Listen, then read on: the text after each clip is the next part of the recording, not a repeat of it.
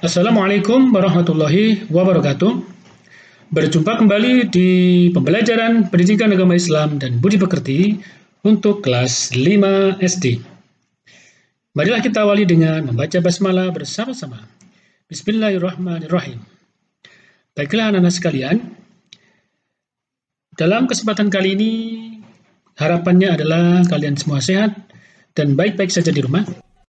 Kami ingatkan tetap untuk menjaga protokol kesehatan, selalu mencuci tangan dan senantiasa menggunakan masker ketika bepergian dari rumah. Baik, ikuti selanjutnya materi pada kesempatan kali ini. Baiklah anak-anak sekalian, kita akan belajar bersama pada kesempatan kali ini tentang iman kepada Rasul-Rasul Allah.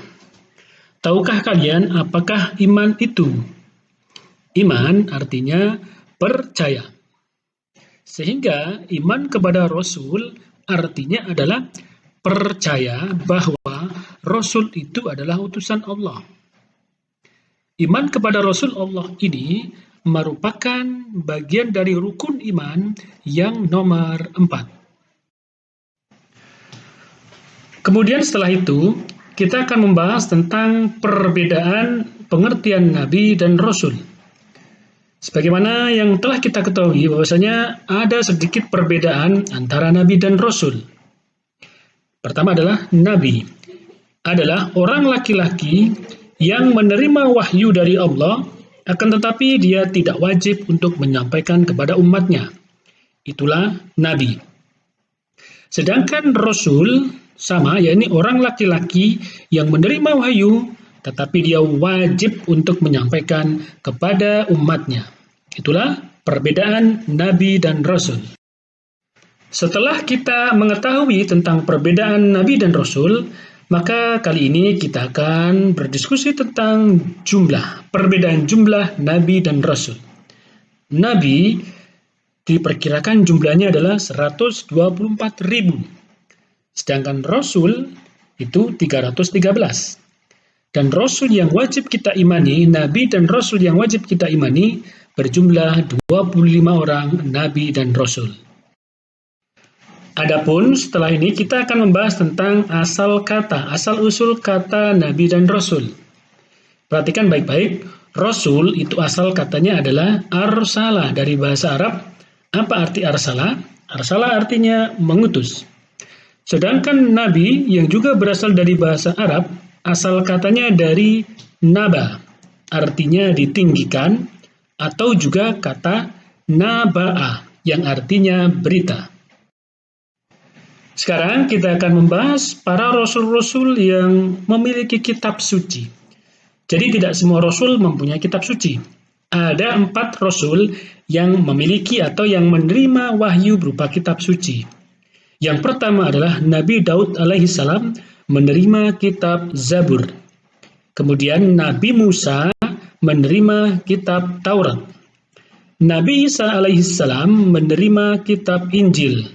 Sedangkan Nabi Muhammad SAW menerima kitab suci Al-Quran yang hingga sekarang masih kita pegang dan masih ada hingga akhir zaman.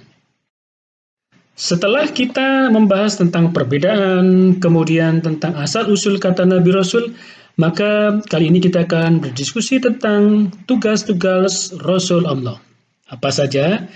Tentunya tugas Rasul Allah itu adalah menyampaikan wahyu, kemudian mengajarkan ketauhidan atau mengajarkan tentang keesaan Allah.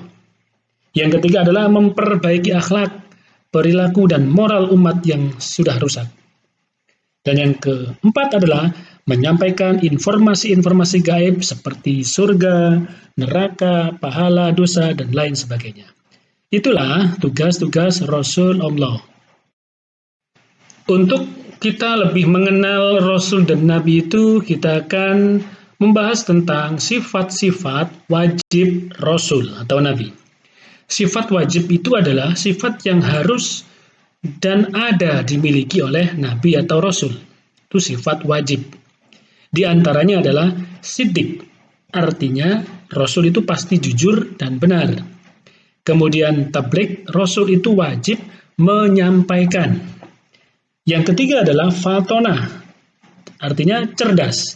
Sedangkan yang keempat adalah amanah, artinya dapat dipercaya.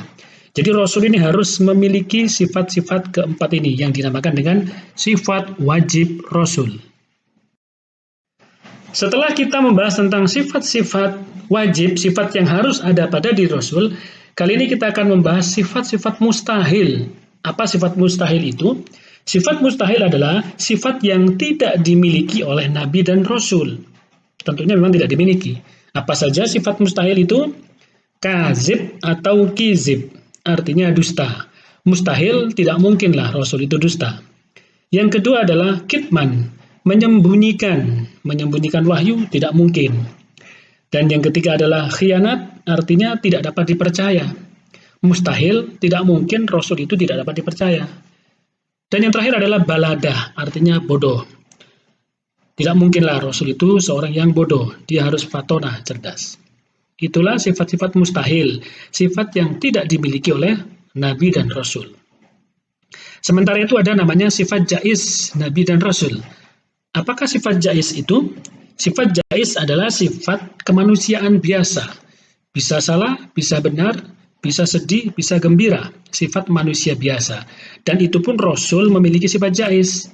Akan tetapi kualitas jaiznya berbeda dengan manusia yang bukan Rasul. Baiklah anak-anak, tetap fokus di pembelajaran kali ini. Sekarang kita akan lompat untuk membahas tentang Rasul Ulul Azmi. Apa? Rasul Ulul Azmi. Rasul Ulul Azmi adalah Rasul-Rasul yang memiliki ketabahan, memiliki kesabaran yang luar biasa dibandingkan dengan Rasul-Rasul lainnya. Siapa sajakah Rasul Ulul Azmi itu? Di sini tertera 5 orang Rasul Ulul Azmi. Yang pertama adalah Nabi Nuh alaihissalam, kemudian Nabi Ibrahim alaihissalam, Musa alaihissalam, Isa alaihissalam, dan Nabi Muhammad sallallahu alaihi wasallam. Itulah Rasul Ulul Azmi. Dan sekarang kita akan membahas atau lebih mengenal lagi siapa sajakah Rasul Ulul Azmi itu, terutama terkait dengan mukjizat.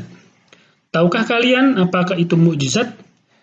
Mukjizat adalah keistimewaan yang diberikan Allah kepada para nabi dan rasul. Itulah namanya mukjizat.